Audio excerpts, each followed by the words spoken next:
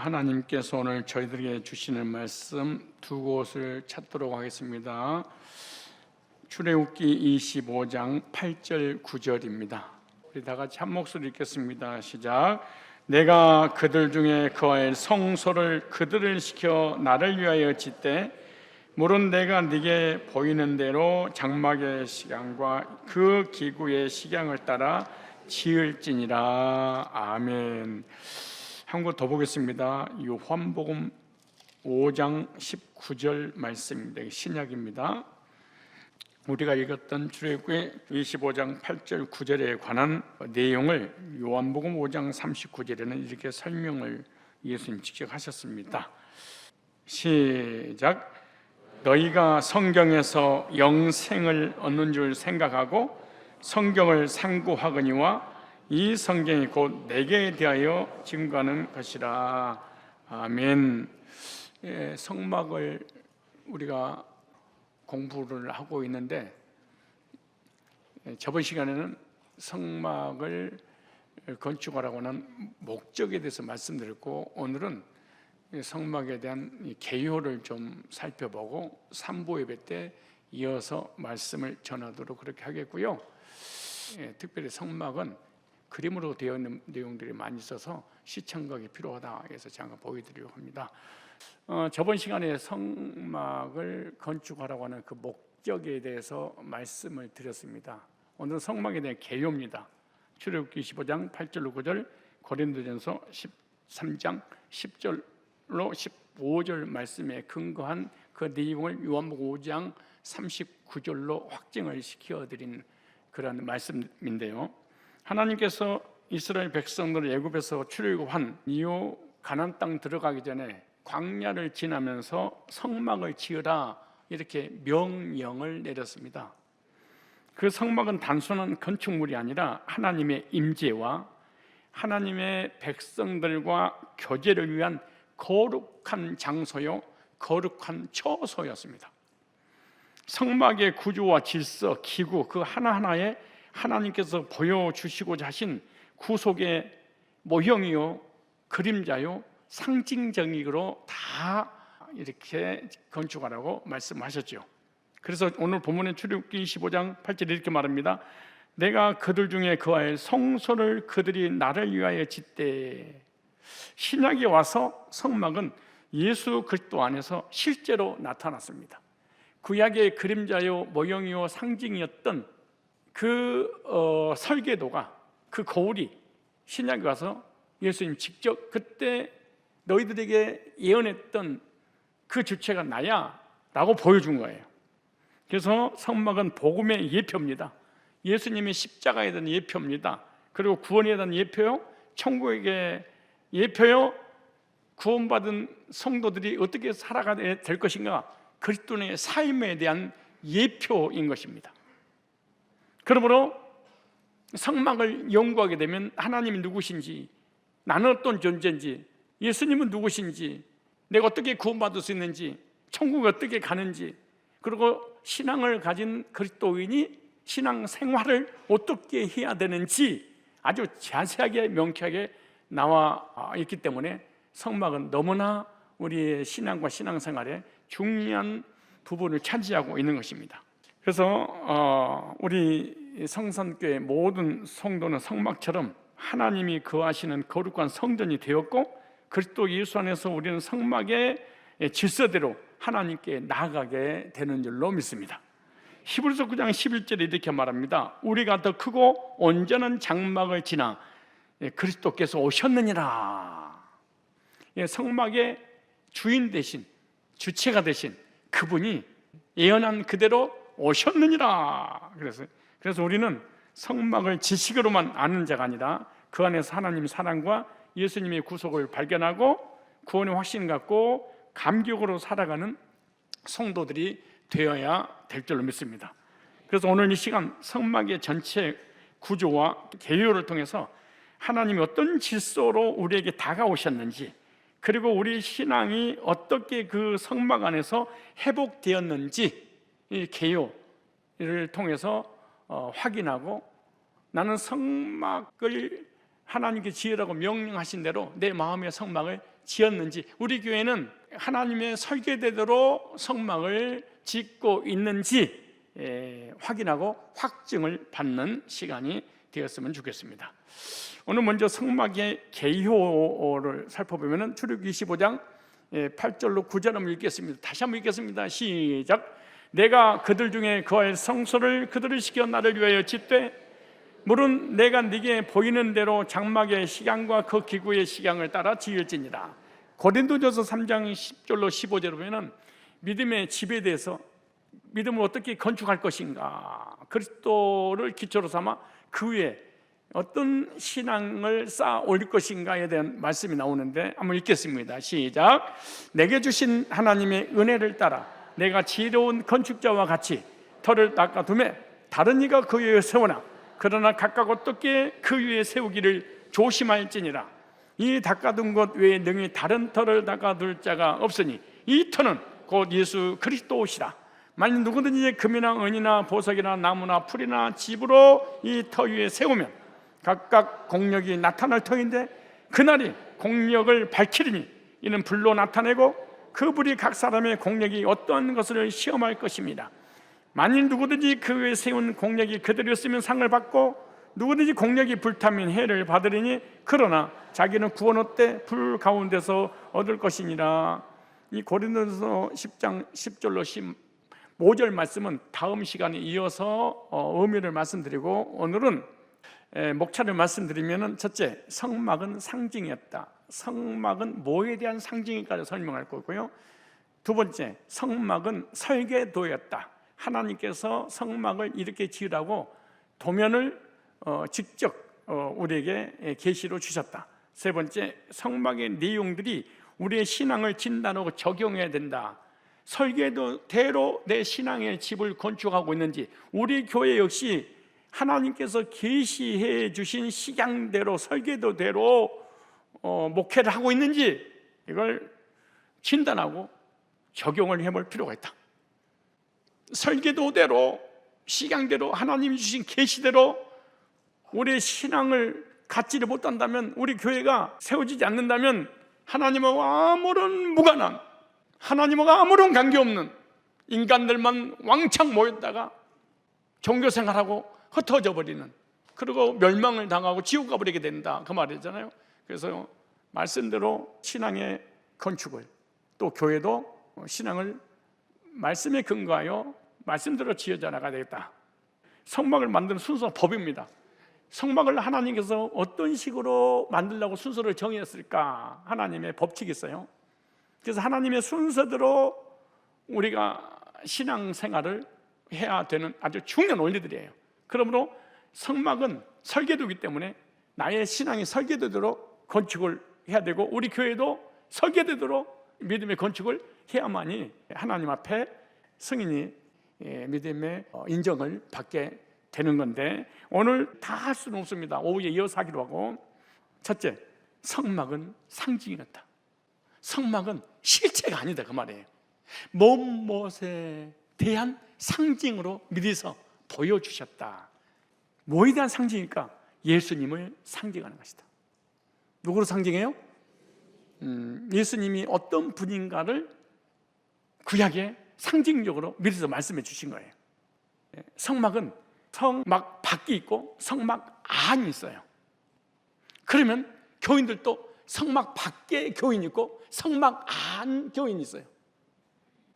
성막 밖에서 성막 안에 한 번도 들어가 보지 못하고 성막 밖에서만 하나님도 믿고 예수도 믿고 신앙생활 열심히 하고 살아가는 사람이 많이 있어요. 그러면 성막 문 밖이 뭐냐?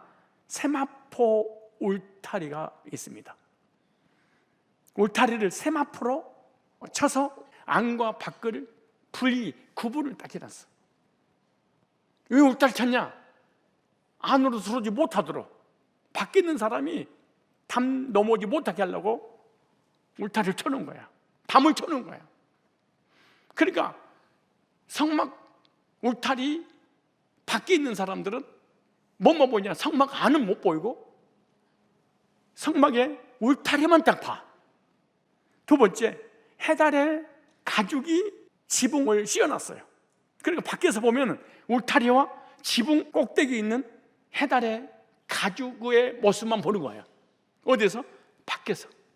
세 번째, 성막에 문이 있습니다. 성막 안으로 들어가기 위해서 이 문을 통과해야 됩니다. 이 문을 통과하지 않고 울타리로 넘어온 자는 절도요 강도요 라고 할 때 예수님께서 이 말씀하신 거예요. 성막을 딱 배경으로 삼고 말씀하신 거니까.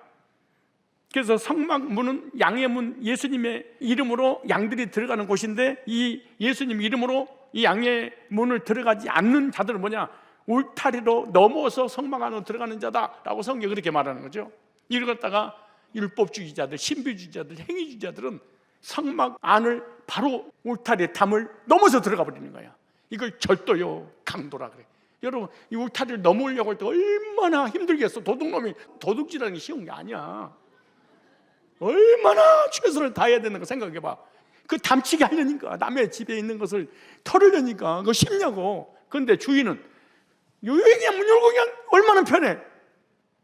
그래서 문을 열고 들어가는 사람, 담을 넘는 사람, 담 넘는 거니까 도둑놈이구나, 문으로 들어가면 우리가 가족이구나 라를 알 수 있죠. 그런데 밖에, 성막 문 밖에 있는 사람들은 세 가지를 보게 되는데, 자, 세마포 울타리 뭐냐? 예수님의 의입니다. 흠도 점도 없으신 거룩하신 예수 그리스도의 인성을 가지신 의를 얘기하는 거예요. 예수님은 원죄도 없고 자범죄도 없으신 완전하신 사람이시다. 말씀이 육신을 입고 이 땅에 오신 분, 이것이 세마포 울타리가 예수님의 의를 상징하고 있는 거예요. 여기 보이죠? 여기 하얀 울타리로 기둥을 쳐놓고 사면을 다 안을 보여주지 않으려고 밖에 있는 사람이 안으로 들어오지 못하게 하기 위해서 이렇게 딱 쳐놓은 거예요. 이걸 좀만 더 설명하면, 성막 밖에 있는 여러분들 중에 혹시 성막 안에 한 번도 들어가지 못고 예수 안에 들어오지 못한 사람들은 예수님에 대해서 예수님 이름으로 기도하고 예수님 믿는데, 어떤 예수님 믿느냐? 예수님은 완전하시고 거룩하시고 의로우신 예수님이시지만 사람이지 하나님은 아니야, 이렇게만 알아. 여러분들이 구원받지 못하고 교회를 다니게 되면은 예수님의 인성은 인정하는데 예수님의 신성은 절대로 인정할 수 없습니다. 거듭나기 전까지는, 택자가 아니면 예수님의 신성을 여호와 증인처럼 교회를 다녀도 안 받아들입니다. 예수님 무슨 하나님이야, 사람이지. 근데 그 사람은 2000년 전에 베들레헴에 태어나서 나사 살고 이스라엘에서 아무 흠도 점도 없이 그분이 십자가 못 박혀 죽으셨다면서, 근데 그분은 의로우신 하나님의 아들이라며 이것은 다 인정합니다, 교회를 다녀도. 그러나 그 예수는 하나님이십니다, 이건 인정하지 않습니다. 그래서 바깥에서 뭐뭐 보여? 예수님의 의만. 그래. 그 다음에 해달이 가지고 있어요, 지붕에. 이건 예수님의 고난입니다. 예수님의 고난 상징하는데, 예수님께서 사람으로서 흠도 점도 없으신 그분이 이 땅에 와서 고난을 당하시고 멸시천대 십자가 지시고 이스라엘 백성들을 위하여 못 박혀 피 흘려 죽으셨다면서 요것까지 합니다. 두 가지를 안 해. 예수님은 사람인데 의로우신 분, 의로우신 분이 남의 죄를 위하여 십자가 피 흘려 고난당하신 분, 밖에서는 여기까지는 합니다. 이거는 구원이 아니에요. 성막문은 양의 문, 양이 들어가는 문입니다. 예수님을 통한 구원의 문입니다. 이렇게 됐습니다. 그래서 밖에서 성막, 밖에서 하나님이 누구냐, 밖에서 예수님 누구냐 라고 할 때, 예수님은 흠도 점도 없으신 거룩하시고 의로우신 사람인데 인간의 죄 문제를 위해 십자가 피 흘려 죽으셨다면서, 그러나 그분은 하나님은 아니야, 여기까지. 그런데 양의 문 대신 예수님을 통과하면, 이 문을 열고 딱 들어가면 어디가 나오냐? 성막에 뜰이 보입니다. 이 뜰은 전부 다 광야, 모래 위에다가 성막을 지었으니까 뜰은 모래들입니다. 다 먼지 투성이겠죠. 이게 딱 들어가면 두 가지가 있습니다.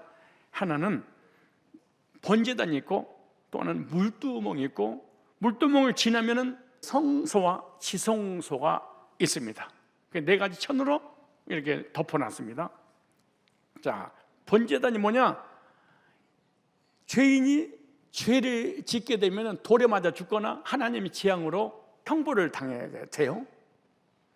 그러니까 죄 문제를 해결받으려면 죄인이 죄 없는 짐승 한 마리를 가지고 와서 그 양의 머리에 죄인의 손을 얹고 제사장의 손을 얹고 죄를 고백하면서 지은 모든 죄를 죄 없는 양에게 죄를 전가시킵니다.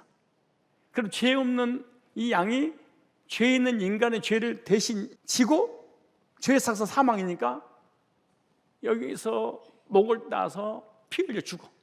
그럼 그 피를 번제단 네 뿔에다가 손가락으로 바릅니다. 그러므로 죄를 속죄받는 것. 그리고 이 제물은 불을 태워서 화제로 하나님 앞에 올려드리는 것, 이거 번제 이렇게 말합니다. 그래서 번제단에서 자기가 지은 모든 죄를 속죄받는 것, 어떻게? 한 마리의 양을 희생 제물로 드려서. 그런데 여기서 두 가지 아주 중요한 의미가 있는데, 하나는 자범죄를 짓게 되면 돌에 맞아 형벌로 죽으니까 반드시 양의 피를 통해서 속죄를 받아야 돼. 그러면 자범죄가 해결되니까 형벌을 받지 않고 복을 받아. 그런데 천국은 갈 수 없어.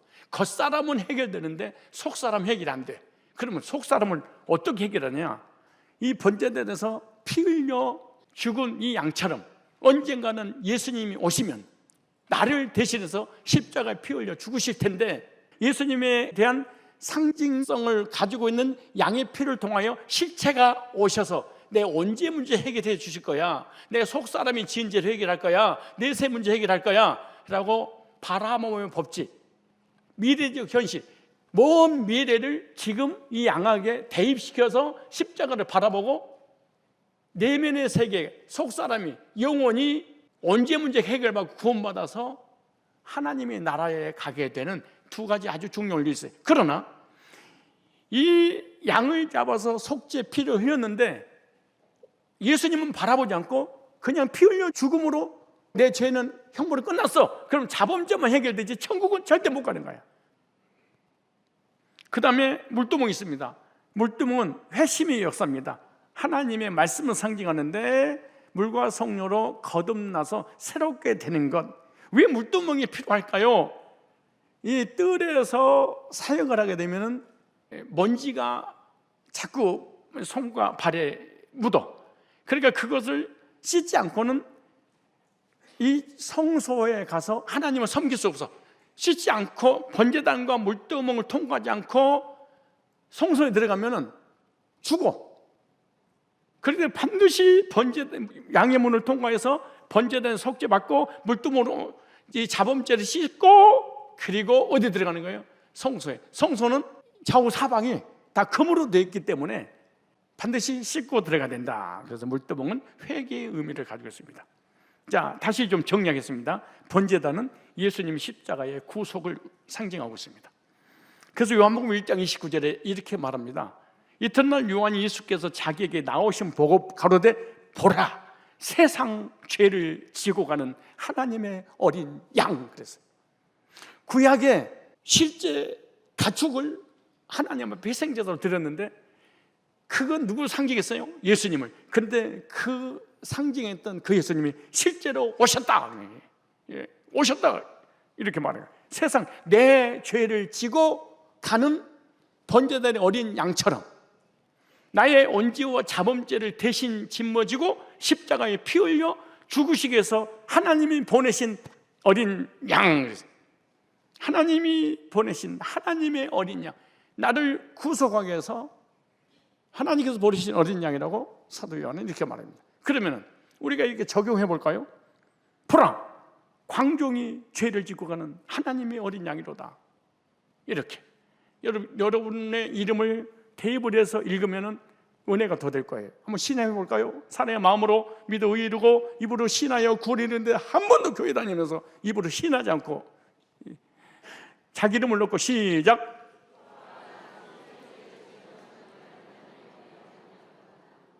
보라 세상 죄를 지고 온 하나님 어린 양이다 이 고백하지 못하잖아요. 이 사람은 성막 밖에서 신앙생활 하는 사람이야. 그 안에 한 번도 들어본 적이 없는 거지. 이거요, 신약 성경을 통해서 우리의 신앙의 실체를 정확하게 잘 이해하기는 좀 쉽지 않더라도 성막은요 0.1도 빠져나갈 수 없습니다. 너무 도면이 정확하게 그려져 있어서 못 빠져나갑니다. 절대로 거짓말을 못합니다. 여러분들 신앙생활을 대충 하려고 하다가는 큰 코 다칩니다. 다시 여러분 이름을 넣고 시작. 보라 광종이 죄를 지고 가는 하나님의 어린 양이로다. 이 말씀이 믿어지면 구원받고 거듭나서 성소에서 하나님을 섬길 수 있습니다. 이것이 믿어지지 않으면 성소는 사실 못 들어갑니다. 왜? 하나님 자녀가 아니니까. 왜? 거듭난 지가 없으니까. 이것이 믿어지지 않으면 절대로 성막에서 헌신을 못합니다. 오늘 얘기하면 교회에서 신앙생활을 하되 헌신은 안 됩니다. 왜? 남의 집이니까. 물두멍은 요한복음 3장 5절에 물과 성령으로 거듭나지 아니하면, 물은 구속의 말씀입니다. 복음입니다. 성령, 복음을 누가 들려줄 때 성령께서 인을 쳐서 확신을 갖게 하십니다. 그래서 예수께서 대답하실 때 진실로 진실로 네게 이르노니 사람이 물과 성령으로 나지 않으면 하나님 나라에 들어갈 수 없느니라. 교회는 다니는데 안에 못 들어오고 바깥에 있으면 절대로 천국에 갈 수 없다. 성소에 들어갈 수 없다. 지성소에 하나님의 임재를 경험한다는 건 불가능한 일이다. 목사님은 하나님의 임재를 경험하고 계시도 받고 음성 들었는데요, 이거 절도요 강도야. 예를 들어서 문으로 통과해서 번제단에 거듭나서 물과 성령으로 새롭게 변화되어 성소에서 하나님을 섬기다가 지성소에 하나님 임재를 경험해야 되잖아요. 근데 문으로 안 들어가고 울타리를 건너서 바로 지성소에 하나님의 음성을 들었대. 그래서 귀신이 들어간 거야. 그 사람이 들었던 그 음성은 하나님 준 게 아니야. 거짓말이야. 왜? 하나님이 순서를 딱 정했어. 이걸 통과하지 않고 나 못 만나. 구약은 그냥 간단한 내용들이 아니야. 철저하게 하나님이 순서, 질서를 딱 정해놨어. 그런데 신비주의, 시사노 이런 이단들은, 오순절은 통과하지 않아. 양의 문을, 번제단은 물두멍을, 성소를 통과하지 않고 바로 지성소에 하나님을 체험했대. 자기가 음성을 들었대. 계시를 받았대. 그래서 저주를 받는 이유가 그래서 그런 거예요. 성막론이 막 궁금해지죠? 막 기대가 되죠? 야, 성막을 하나님 지으라고 하는데 그 지으라고 한 그 계시대로 내가 신앙생활 하고 있는가? 내가 잘못하고 있으면은 가끔가다가 지나가다 보면은 건물을 짓다가 허가를 못 받아가지고 막 이 흉측한 이런 건물들을 가끔가다 보게 돼. 무섭더라고. 거기 지나고 마찬가지야. 중공검사가 안 나온 거야. 우리들도 신앙생활 하는데 구원받지 못하고 겉에 있으면은 그런 흉측한 모습으로 교회를 다닐 수도 있어. 양해문을 통과해서 번제단 물두멍을 지나 드디어 성소에 오는 것입니다. 성소는 사방이 다 금으로 되어 있습니다. 그래, 금으로 되어 있으니까 이 촛대에다가 불을 피우면 어떻게 됐어요? 휘황찬란하게 아름답죠. 여기는 세상 빛이 아니에요. 번제단에서 붙인 불을 붙이는 거예요. 여기 세 가지가 이렇게 있습니다. 등대 빛을, 그리고 떡상은 말씀이고 향단은 기도하는 것입니다. 예수님에 대한 상징이라고 말씀드렸어요. 자, 이걸 좀 정리를 할까요?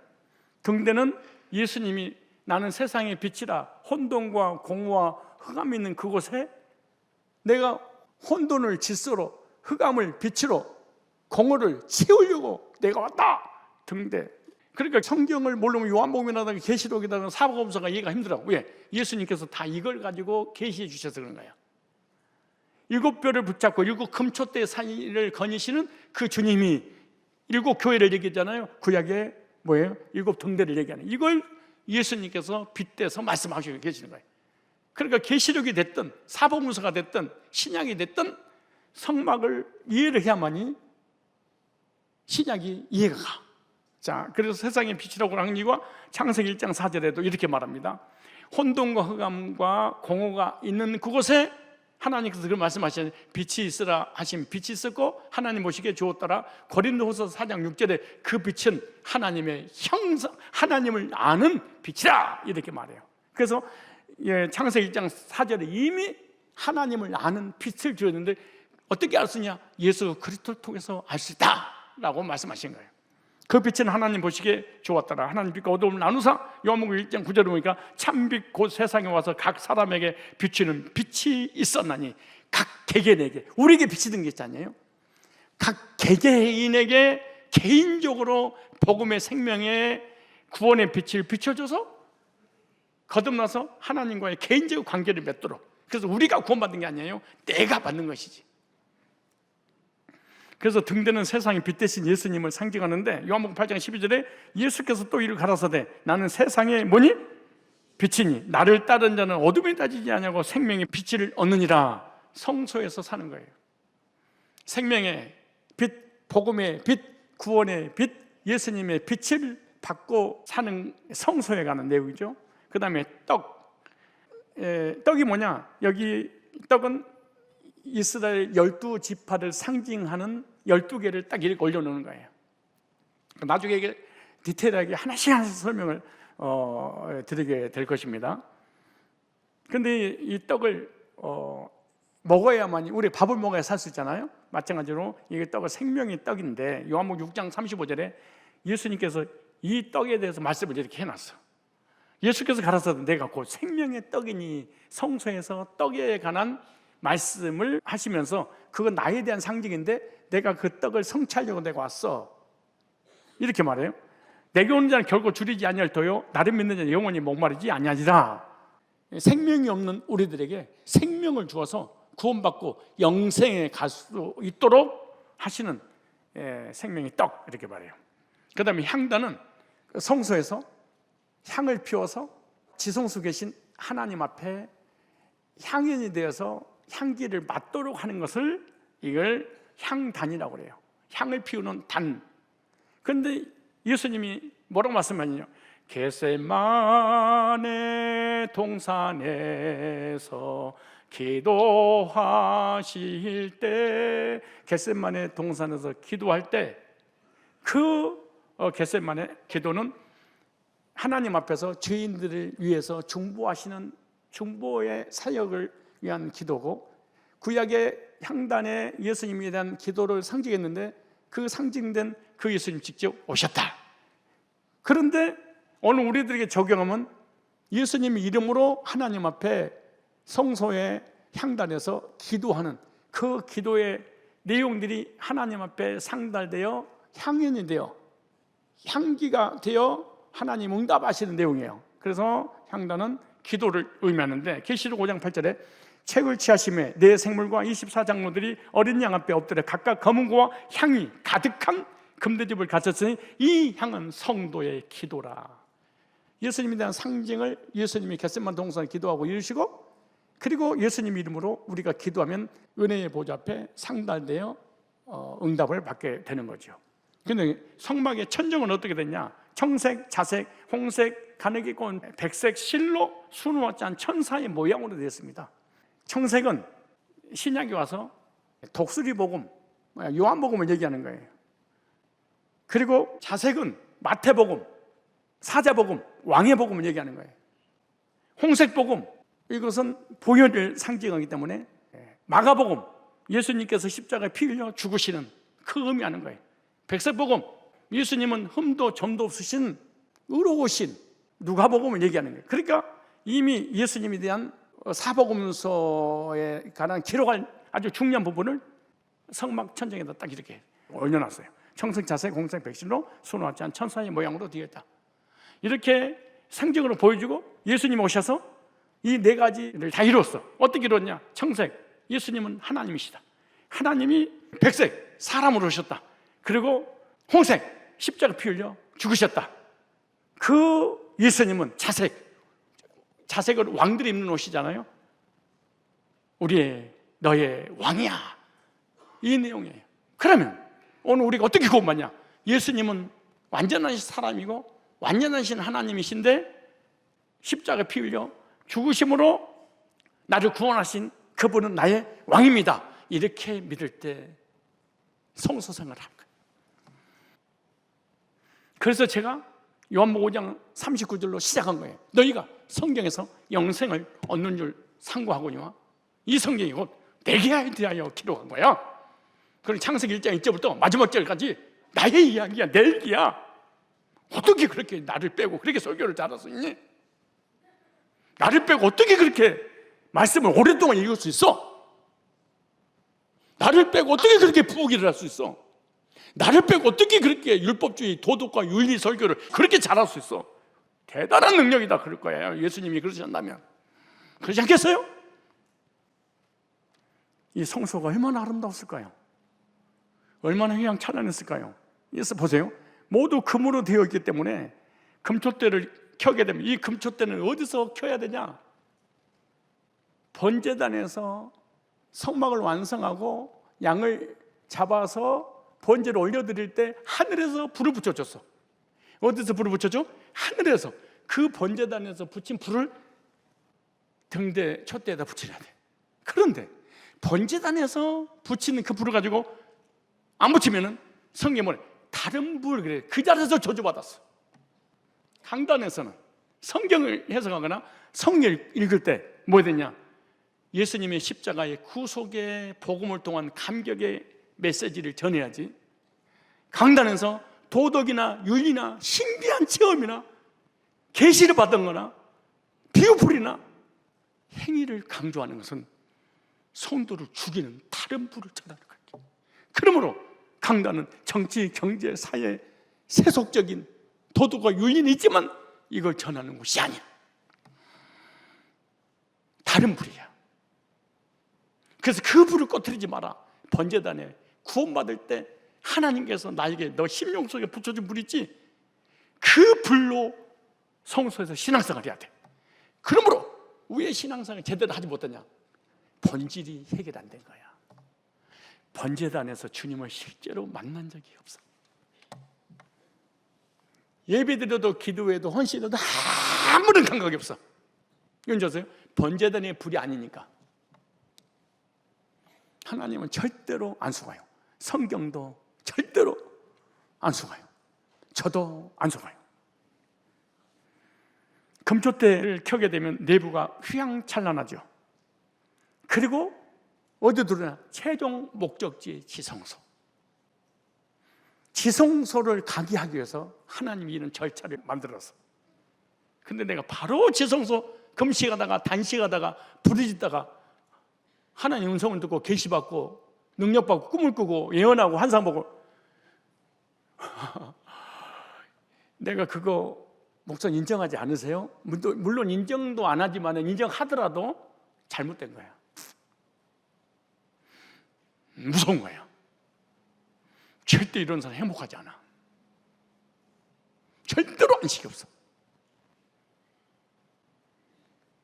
자, 지성소를 볼까요? 지성소는 법궤가 있습니다. 법궤란 말은 궤짝이라는 얘기예요. 궤짝이란 말은 뭐냐? 법을 넣은 곳, 그 말이에요. 법은 뭐예요? 하나님의 십계명, 하나님 말씀을 넣어놓은 곳이. 무슨 말이에요? 하나님의 공의가 있는 곳, 법대로 처리하신 분. 법을 어기면 직사하는 하나님이 공의로우신 하나님이에요. 근데 그 법궤 위에 그 뚜껑 위에를 뭐라고 그러냐? 속죄소라고 그래요. 속죄소는 뭐냐? 죄 용서 받는 것, 죄 사함 받는 것. 어떻게 죄 사함 받냐? 대제사장 1년에 한 번씩 대속죄를 7월 12일 날 아사슬 염소회를 잡아서 그 피를 가지고 휘장을 지나 지성소 와서 이 법궤는 뭘 상징하냐? 하나님 공의 법인데 죄의 삭은 사망이야. 죽어. 그러니까 죽었습니다. 그리고 양의 피를 가지고 이 법 위에다가 뿌려. 그럼 하나님께서 죄의 삭은 사망인데 죽었네? 하나님의 율법의 요구를 이루어 주었다는 것을 주님이 아시고 공의를 만족시켰으니까 거기서 뭐가 만들어지냐? 죄가 용서받았잖아요. 용서받으니까 하나님 은혜가 임해. 그래서 하나님 은혜가 임하니까 하나님이 계신 보좌, 시은자, 이건 무슨 말이냐? 하나님의 은혜를 베푸는 곳, 그 말이에요.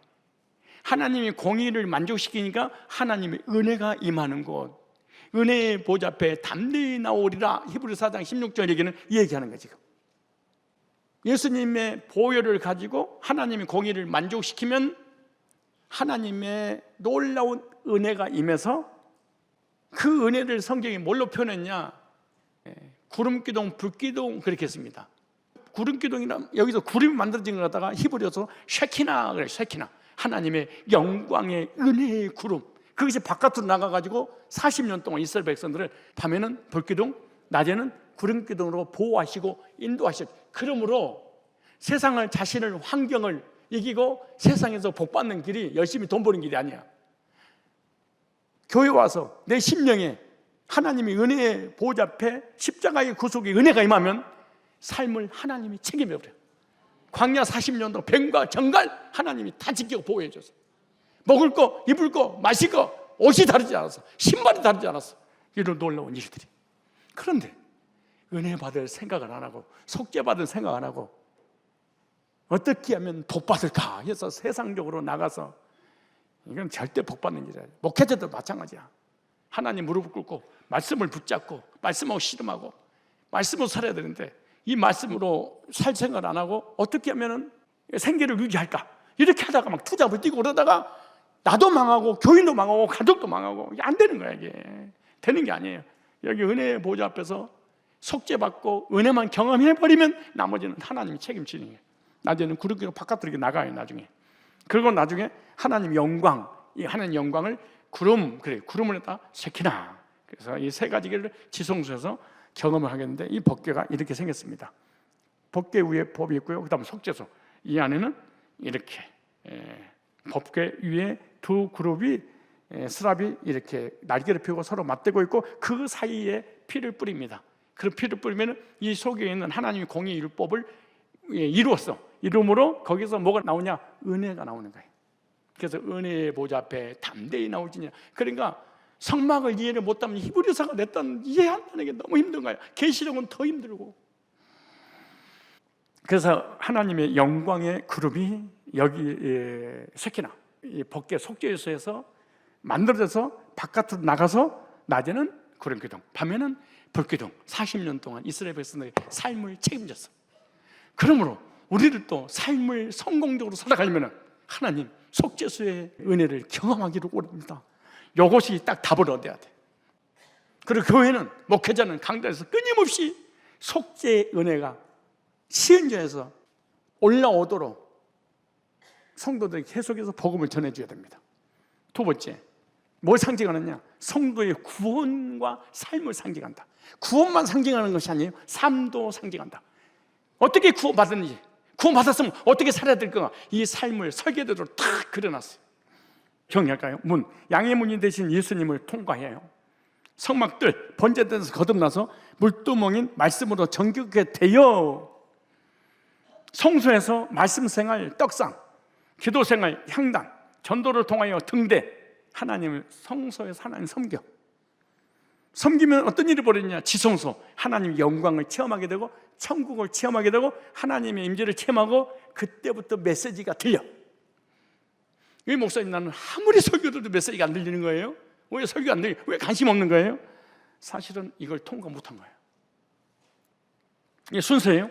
양의 문이 되신 예수 그리스도를 통해 성막 안에 들어와서 뜰에 번제단에서 예수님의 피로 거듭나서 구원받고 말씀으로 정결이 되어 성소에 드디어 성소 체험을 하는 거야. 그러니까 이렇게 거듭난 적 없으면 성소에서 말씀생활, 기도생활, 전도생활 못해.